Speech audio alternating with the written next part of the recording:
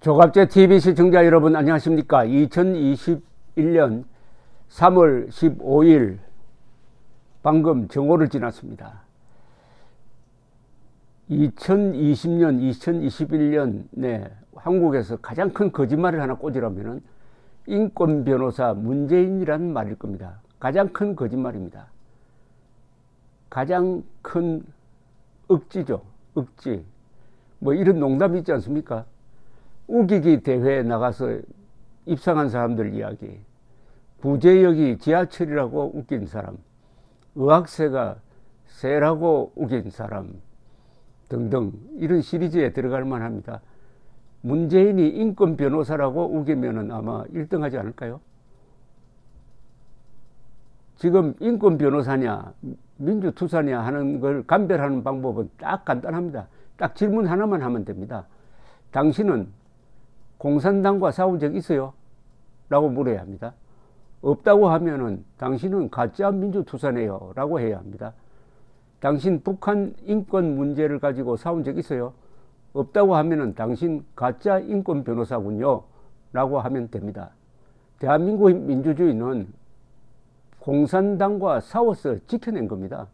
그런데 공산당과 싸운 전력도 없고 북한 인권 문제로 고민해본 전력이 없는 사람이 어찌 감히 민주주의라는 이 신성한 말을 입에 올릴 수가 있습니까? 일제와 싸운 적이 없으면서 어디다가 독립투사라고 자칭하는 겁니까? 지금 워싱턴에서는 분위기가 심상치 않습니다.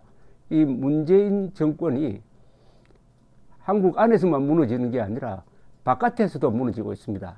그것은 트럼프가 그래도 문재인을 비호했죠.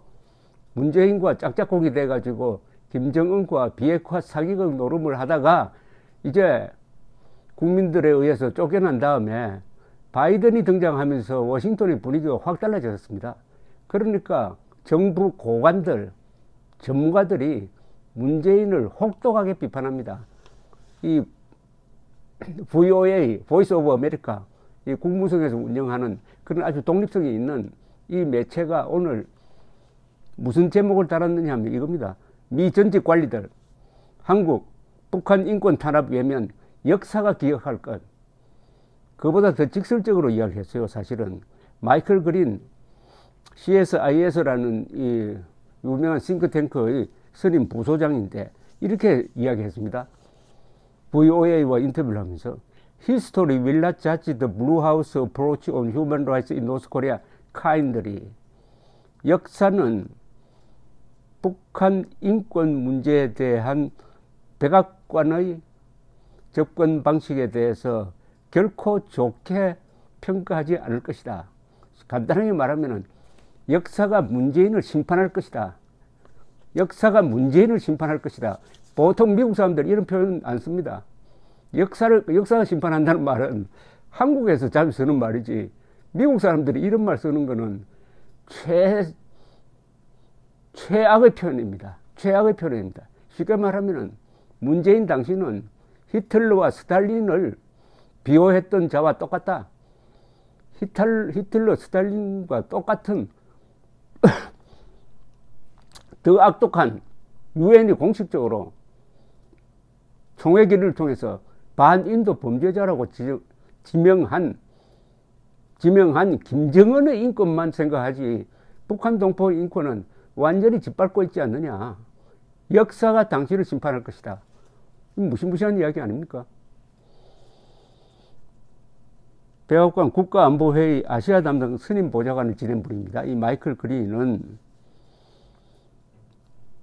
북한 인권 정책에 관한 한 한국 정부와 긴밀히 소통했던 전 미국 당국자들에게서 동맹국을 배려한 외교적 수사를 더는 듣기 어렵다고 이야기했습니다. VOA가 외교적으로 점잖게 말을 돌려서 이야기하지 않고 직설적으로 이제는 문재인 정권을 비판한다는 겁니다. 특히 미국을 포함하여 일본, 호주, 영국 등 43개국이 이름을 올린 북한 인권 결의안 공동제안국에 한국이 올해도 이름을 올리지 않는 데 대해서는 실망과 우려를 넘어 분노에 가까운 반응을 보이고 있답니다. 분노에 가까운, 어떻게 이럴 수가 있느냐, 당사자가. 에반스 리비어 전 국무부 동아시아 태평양 담당 수석 부차관보는 인권 문제에 대한 한국 정부의 입장은 솔직히 실망스럽고 부끄럽게 창피하다 라고 비판을 했습니다. 북한 정권이 자국민을 대상으로 저지르는 반인류 범죄에 관해서 유엔 고위 관리들이 이야기하고 있는 바로 그 순간에 한국 정부는 유엔의 인권 결의안 공동 제안을 또다시 외면했다 라고 지적을 하면서 최근 문재인 전 대통령 통일외교안보특보가 인권을 대북 정책의 한 요소로 만드는데 반대하기까지 했다면서 이것은 북한인들에게 최악의 메시지를 보내는 것이다 라고 비난을 했는데, 이건 점잖은 표현이고 북한 동포를 배신하고 있다는 거죠. 문재인 정권이 북한 동포를 배신하고 있다는 것은 헌법적으로 이런 의미가 있습니다. 북한 동포는 대한민국 국민입니다. 헌법 제3조가 대한민국 영토는 한반도와 그 부속 도서로 한다고 했으므로 북한에 살고 있는 대한민국 국적자입니다. 국적자의 인권을 이 정권이 외면한다는 것은 이 문재인 대통령은 헌법 수호의 책무를 포기했다는 이야기고 헌법의 명령을 무시했다는 이야기니까 이건 완전한 탄핵 사유입니다. 탄핵 사유고 국제적으로 규탄받아야 할 사람이죠. 자국민 2,500만을 이렇게 외면하고 2,500만을 노예로 부리는 김정은 인권만 챙기면은 문재인 대통령 언제 김정은 인권상 하나 받을 만하네요. 김정은 인권상. 아마 문재인 씨가 퇴임한 이후에 당면할 가장 혹독한 비판은 외국으로부터 나올 겁니다. 국내도 물론이지만은 완전한 조롱거리, 위선. 무슨 낯으로 전 대통령이 되면 어디 외국에 좀 놀러 다녀야 될 것 아닙니까? 어느 나라에서 문재인을 환영을 하겠습니까? 아니, 히틀러를 편든 유대인이 있었다. 히틀러를 편든 이스라엘 대통령이 있었다 하면은 사람들이 어떻게 생각하겠습니까? 그거하고 똑같은 상황 아닙니까? 문재인 정부의 대북 정책에 큰 영향을 미쳐온 문정인 세종연구소 이사장은 지난 8일 한국 언론과의 인터뷰에서 인권 문제를 앞세우면 북한은 미국이 적대시 정책을 강화한다며 핵무장령 강화 쪽으로 나갈 것이라고 주장한 바 있답니다. 아니, 인권 문제 앞세운다고 해서 화가 나서 핵 개발을 한 겁니까? 리비아 전 수석 부차관보는 국무부 수석 부차관보고 한국에서 대리대사를 한 분입니다. 문재인 행정부가 인권 문제에 관여를 꺼리는 태도에 대해 심사숙고해 보기 바란다. 심사숙고해 보기 바란다. 아주 점잖게 경고를 했습니다. 북한 인권 결의안 공동제안국에 한국이 3년 연속 불참하는 것은 세계 최악의 인권 유린을 더는 두고 볼 수 없다는 자유민주주의 진영의 공동인식과 행동에서 이탈하는 것이다 라는 비판이 쏟아지고 있답니다. 오는 23일까지는 언제든 공동제안국으로 참여할 기회가 열려 있지만 가장 중요한 이해 당사국의 부재로 국제적 협력이 이미 심각하게 훼손됐다 라고 지적을 하면서 로버트 코헨 전 국무부 인권 담당 부차관보는 이렇게 이야기를 합니다. 유엔은 북한 인권과 관련하여 소집된 가장 중요한 국제적 포럼이다. 한국이 결의안 공동제안국에서 빠지는 것은 결의안의 영향과 북한의 인권 관행에 반대하는 국가들의 연합을 약화시킨다. 그러니까 대북 압박의 공동전선에 아주 균열을 가하고 있다는 이런 이야기입니다. 문재인 행정부가 취하는 조치의 최대 수혜자는 북한이다. 이 정확하게 말하면 김정은이죠. 김정은이고 최대 피해자는 북한 주민이라는 뜻입니다. 로버트 킹 전 국무부 북한 인권 특사는 또 이렇게 이야기했습니다. 내가 2009년부터 2017년까지 특사를 지내는 동안 한국은 늘 북한 인권 결의안 공동제안국으로 참여해 왔었다. 왜냐? 이명박 박근혜 정부 시절이니까 그런 거죠. 한국이 그렇게 하지 않겠다고 결정한 것은 참으로 불행한 일이다. 불행한 일이라고 했습니다. 북한 인권 문제를 챙겼던 이명박 박근혜를 적폐로 모은 문재인입니다. 문재인이가 이명박 박근혜를 적폐로 모은 가장 큰 이유는 왜 당신 두 사람은 김정일하고 김정은에 대해서 적대적 태도를 취했느냐 하는 데 대한 불만 아닙니까? 아니 모든 사물을 김정은 편에서 생각하는 문재인이가 애국자를 북한 인권을 챙기는 인도주의자를 적폐로 모는 것은 너무나 당연한 거죠. 수미테리 전략국제문제연구소 선임연구원은 문재인 정부가 북한 인권 상황을 다루지 않음으로써 북한 정권을 진정시키고 달래려고 한다. 그런 접근법은 어떤 면에서도 도움이 되지 않는다는 것을 문재인 정부가 곧 깨닫게 될 것이다. 이게 중요합니다. 그동안에는 이렇게 해도 트럼프가 봐줬습니다. 트럼프가 문재인을 봐줘버리니까 밑에 실무자들도 그냥 따라갔습니다. 그러나 바이든이 나왔습니다. 바이든은 중국에 대해서는 완전히 연합전선을 펴서 체계적으로 대응하겠다고 합니다. 트럼프는 오로지 무역 흑자, 중국이 보고 있는 무역 흑자를 줄이겠다고 나왔었다가 오히려 미국의 무역 적자가 더 커져 버렸습니다. 그런 방식으로 하지 않고 세련된 방식으로 하겠다. 그 중에서 제일 중요한 게 중국 인권 문제, 북한의 인권 문제를 압박 수단으로 사용하겠다고 하는데 문재인 정권이 이 돌아가는 상황도 모르고 공동제안국에서 이름을 또 뺐다가 어떤 보복을 당할지 한번 지켜보라는 그런 경고입니다. 사람이 먼저다 하는 문재인의 그 유명한 말도 워싱턴에서는 완전히 조롱거리가 되고 있답니다. 조롱거리.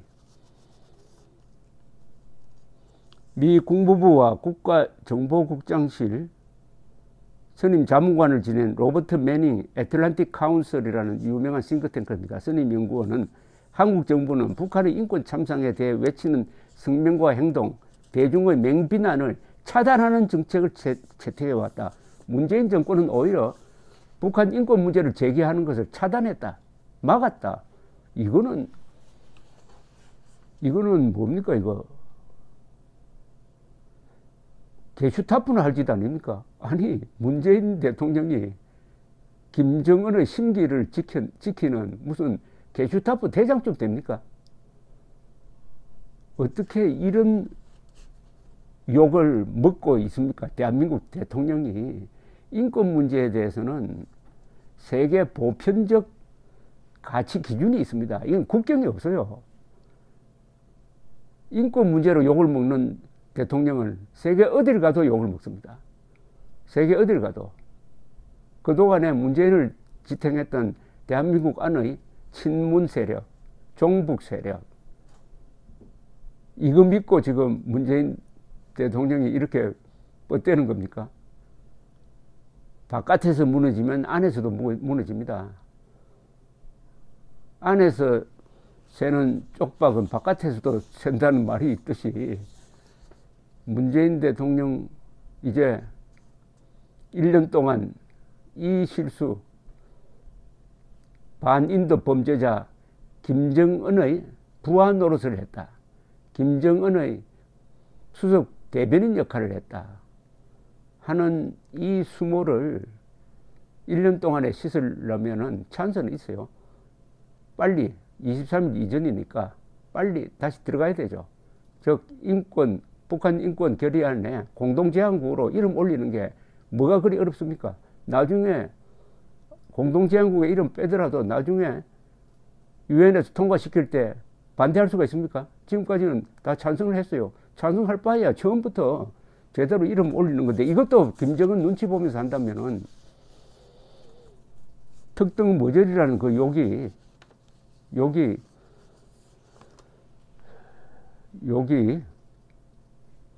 맞는 게 아닌가 하는 생각까지 듭니다. 또 이렇게 하면은 또 좀스럽다는 또 비판이 나올지 모르겠는데 한번 워싱턴의 전문가들을 향해서 그만하십시오. 참 좀스럽다는 코멘트를 한번 해보면 좋겠어요. 그 뒤에 반응이 어떻게 나올지. 브루스 클링너 헤리티지 재단 선임연구원은 인권 운동가들로 가득 찬 한국의 진보 정권은 유엔에 의해 반인도 범죄로 평가된 북한의 인권 침해를 못 본 척하는 것으로 악명이 높다. 참 비판을 해도 이렇게 인권 운동가로 가득 찬 한국의 문재인 정권은 북한의 인권 문제에 대해서는 왜 침묵하느냐. 그러니까 악명이라고 그랬습니다. 악명. South Korean progressive administrations often filled with human rights activists are notorious for turning a blind eye to North Korea's human rights violation that were assessed by the United Nations as crimes against humanity. 요 문장 하나는요, 문재인의 심장에 비수를 들이대는 겁니다. 이 정권을 뭐라고 보느냐. 이 이상의 비판이 없습니다. 하나하나가 그렇습니다. notorious, 아주 악독하다는 뜻입니다. 문재인 정권은 정말 악독할 정도로 위선적이다는 거죠. Turning blind eye to North Korea, 북한 인권 문제에 대해서 눈을 감는다는 겁니다. 북한 인권 문제에 대해서 눈을 감으면서 인권 운동가를 자칭한다는 겁니다. 자칭한다는 겁니다. 문재인 정권 안에서 무너지고 동시에 바깥에서 무너지고 있습니다. 워싱턴에서 무너지고 있어요. 그것은 세계에서 지탄받는다는 이야기죠. 어떻게 김정은을 위해서 북한 인권 문제를 무시한 자가 대한민국 대통령이 될 수 있었느냐. 그것은 국민들도 반성해야 될 대목입니다. 감사합니다.